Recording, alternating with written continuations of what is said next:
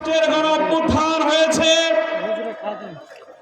সেই অভ্যুত্থানের সফলতা ধরে রাখার জন্য যে প্রয়োজনীয় সংস্কারের দাবি উঠেছিল, যে সমস্ত সংস্কার নিয়ে আলোচনা পর্যালোচনা হচ্ছে, সেগুলো কিন্তু সবগুলোই রাষ্ট্রের জন্য কল্যাণকর, ঠিক কিনা ভাইয়ের আমার?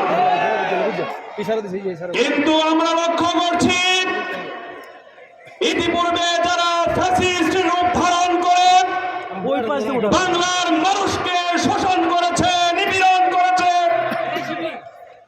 একদল বর্তমান সময়ে সংস্কার কাজে বাধা প্রদান করার মাধ্যমে নব্য ফ্যাসিবাদের রূপ ধারণ করার চেষ্টা চলছে।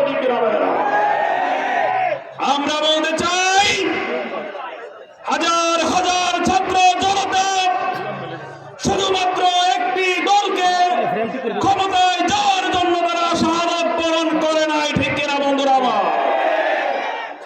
এই দেশ থেকে চিরতরে ফ্যাসিবাদকে রুখে দেওয়ার জন্য, একদলীয় শাসন ব্যবস্থাকে রুখে দেওয়ার জন্যই, বৈষম্যকে দূর করার জন্যই তরুণ ছাত্র সমাজ, আম জনতা তাদের বুকের তাজা রক্ত ঢেলে দিয়েছে, ঠিক কিনা বন্ধুরা আমার?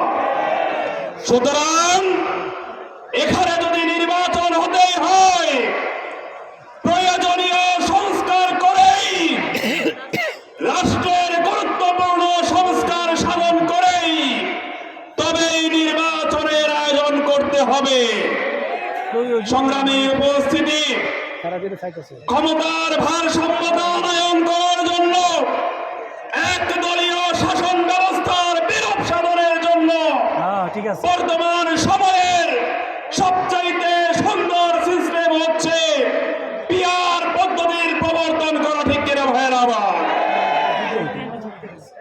আমরা সচেতন মহলকে বলে দিতে চাই,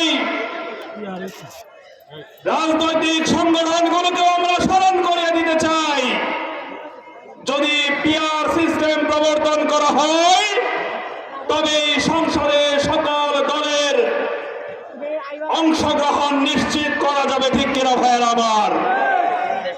আমরা চাই পিআরের পক্ষে সর্বত্র আমরা যারা রয়েছি জনমত গঠন করতে হবে। সর্বোপরি আগামী জাতীয় নির্বাচনে হাত পাখার পক্ষে ব্যাপক গণজোয়ার গড়ে তোলার জন্য প্রত্যেকটা পাড়ায় মহল্লায় গ্রামে গঞ্জে হাত পাখার দুর্গ গড়ে তুলতে হবে, ঠিক কিনা ভাইয়েরা আমার?